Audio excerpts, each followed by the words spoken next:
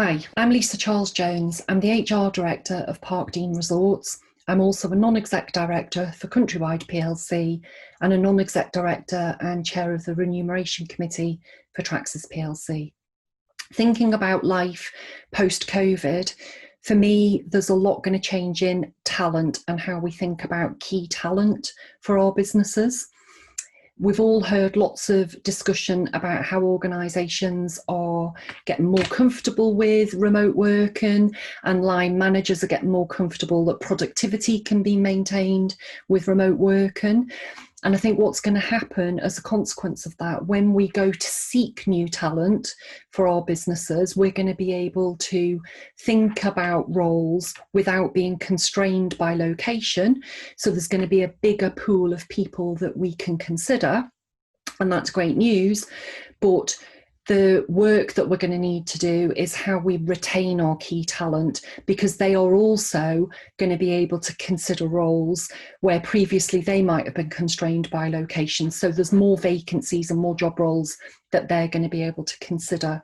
So that's going to be a key feature, I think, that's going to change over time as a result of COVID. I also think there's going to be a reticence of people to leave an organisation.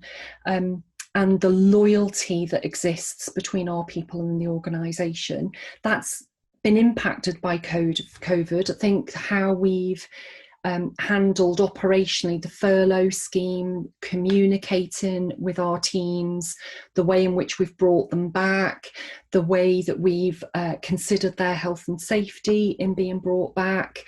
And all of that is really important to how people feel towards their organisations, and we've seen in the press some organisations that have perhaps not done it so well.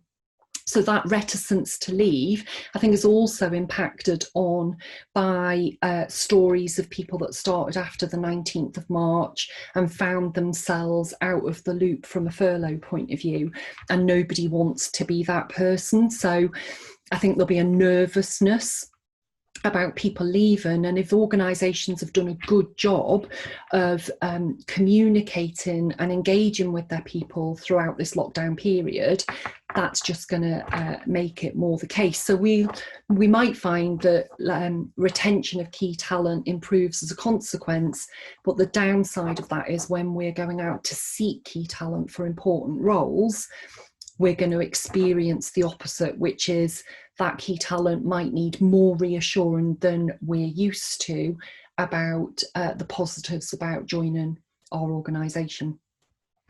I think the EVP and the way we think about that will need to change.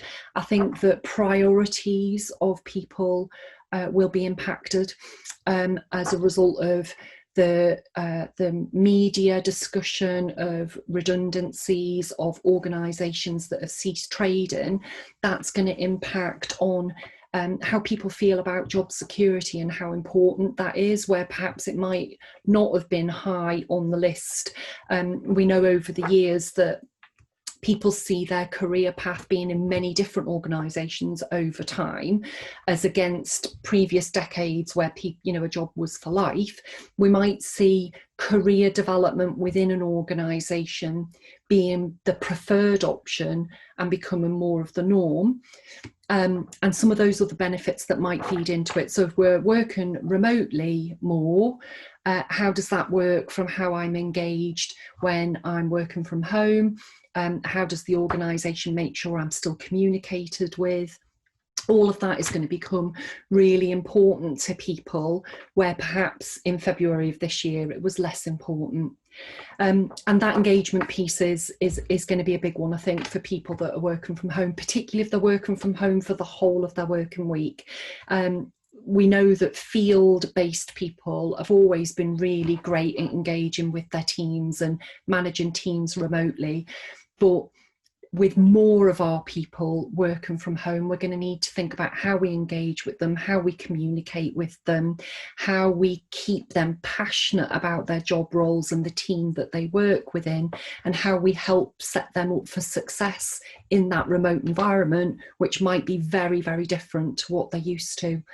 So there's going to be many changes, I think, as a result of COVID and the post-COVID world, not just because the new normal and 1 metre distancing and all of the guidelines is going to be with us for a while, but I think the way that we think about our careers and our organisations is going to change for permanently because of what we've all just experienced during this lockdown period.